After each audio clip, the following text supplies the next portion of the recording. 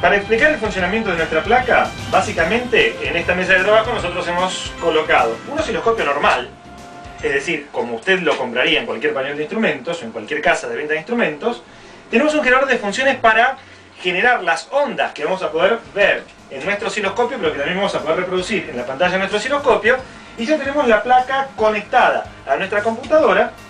La placa está alimentada con una tensión de más o menos 9 volts provista por una fuente de alimentación, pero también usted la puede hacer portátil directamente conectando dos baterías de 9 volts en los conectores que se proveen para tal fin. Como ven, la placa no tiene gabinete, justamente para abaratar costos y para que usted pueda colocarla donde más prefiera. Pero básicamente tiene los controles correspondientes a uno de los canales, el control con los controles correspondientes al otro canal, la entrada para las puntas de prueba del osciloscopio y la conexión hacia la computadora. Lógicamente también se provee la placa con puntas de prueba a los efectos de que usted tenga las señales correspondientes a los dos canales con una misma masa común. Cabe precisar de que en este caso la punta de prueba del osciloscopio no es profesional, justamente para tratar de abaratar los costos del producto, pero vamos a ver que aún así las características de medición de nuestra placa son excelentes. Como todo osciloscopio, nuestra placa también tiene un punto de prueba. Este terminal que está aquí es un punto de prueba que provee una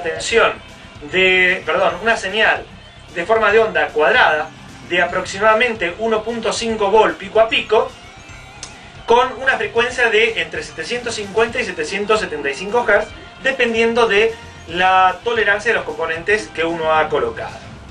Básicamente, nosotros vamos a tener que ajustar la placa en nuestro osciloscopio antes de colocar cualquier señal, a los efectos de tener en nuestro osciloscopio una tensión de 1.5 volt pico a pico aproximadamente, con una frecuencia del orden de los 750 ciclos, con una forma de onda cuadrada. Por lo tanto, lo primero que nosotros hacemos es directamente conectar una punta del osciloscopio al punto de prueba, tal como lo haríamos con un osciloscopio común. De inmediato observamos de que aparece una señal de forma de onda cuadrada, pero si miramos con atención, en lugar de tener 1.5 volt pico a pico, tenemos una tensión de aproximadamente 1,992. Esto implica que, evidentemente, nuestro osciloscopio en la computadora no está calibrado. Y para ello, es decir, para conseguir la calibración adecuada, vamos a la pestaña Extra, abrimos los controles correspondientes a la placa de sonido, volvemos a la pantalla del osciloscopio ya con los controles abiertos, y vemos que regulando la sensibilidad del micrófono, nosotros tenemos diferentes tensiones tanto para la entrada como para la salida. La placa de sonido satura a 1.9 volt aproximadamente. Quiere decir que cualquier tensión superior a este valor va a ser recortada. Nosotros tenemos que regular la sensibilidad del micrófono para obtener en la pantalla una tensión de aproximadamente 1.5 volt. Obtener ese 1.5 volt exacto es prácticamente imposible, pero ajustando, si nosotros llegamos a una tensión de aproximadamente, como en este caso, 1.455, podemos asegurarnos de que ya nuestro osciloscopio ha sido calibrado. Recuerde que el osciloscopio es un instrumento que me da valores con una tolerancia bastante amplia, tanto en tensión como en frecuencia, porque depende de la forma en que esté realizando el observador dicha medición, y ahí tiene mucho que ver errores de distinto tipo, como de paralaje, por ejemplo, o lo que el operador cree que es una división, en realidad puede o no ser esa división exacta. Normalmente tenemos tolerancias del 10 al 15%, y en nuestra placa vamos a poder tener tolerancias menores que las que obtendríamos con un osciloscopio.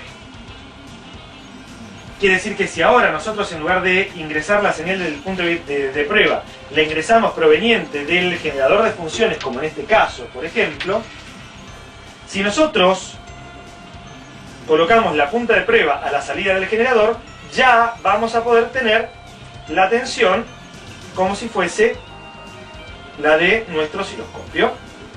Fíjese que al conectar la señal aparece de inmediato una señal de forma de onda triangular.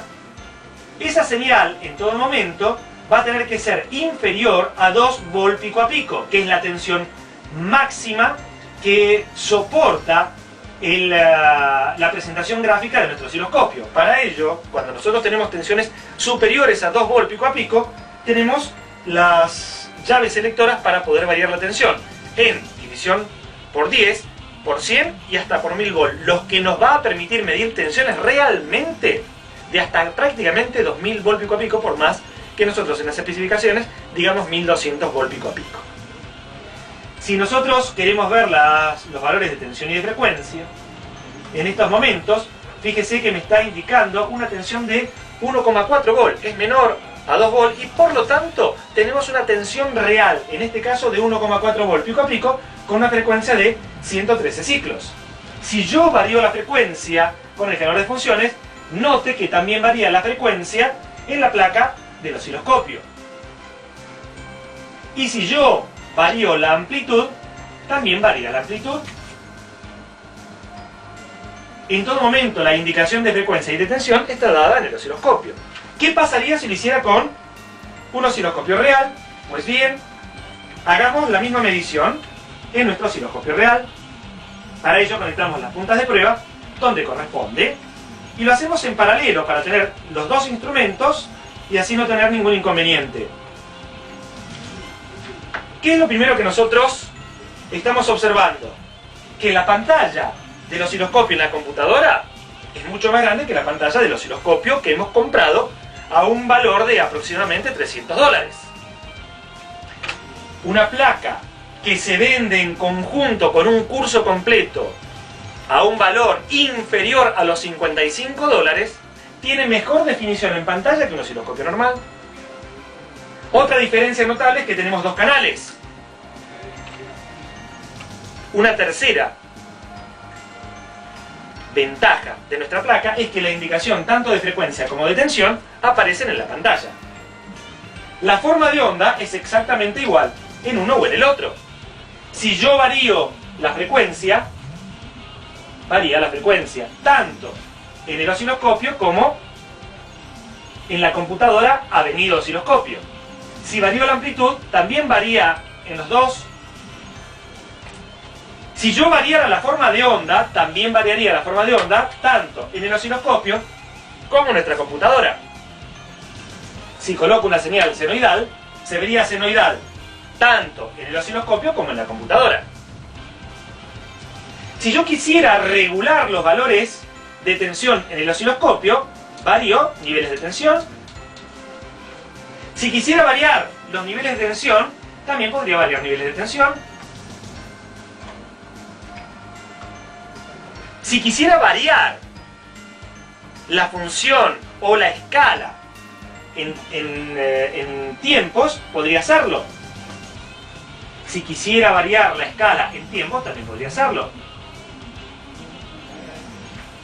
En todo momento, cuando varíe tensiones y frecuencias, en realidad no varíe los valores de tensión y de frecuencia de la señal, varíe los controles. En este se me hace un poco más complicado saber cuál es la tensión y la frecuencia, mientras que en este los valores de frecuencia y de tensión son perfectos. Esta placa, para nuestro osciloscopio, me permite ver señales de hasta 100 kilociclos porque estoy trabajando con la placa de sonido. Evidentemente podría llegar a obtener frecuencias mayores y para esto tendría que colocarle a mi placa un microcontrolador a los efectos de que pueda tomar muestras de la señal de entrada y procesarlas en la computadora. Evidentemente usted va a poder armar esa placa sin ningún tipo de dificultad, pero lo que nosotros le solicitamos es que pruebe este osciloscopio. Verifique que la placa está funcionando realmente. Aprenda a manejar el instrumento y verá que con esto, sin la ayuda de una placa adicional, va a poder reparar equipos de audio, televisores y una serie de equipos electrónicos sin ninguna dificultad, tanto analógicos como digitales. Aquí usted está viendo en la pantalla lo que nosotros estamos mostrándole prácticamente. En otro video le mostramos entonces cómo hace para instalar la placa.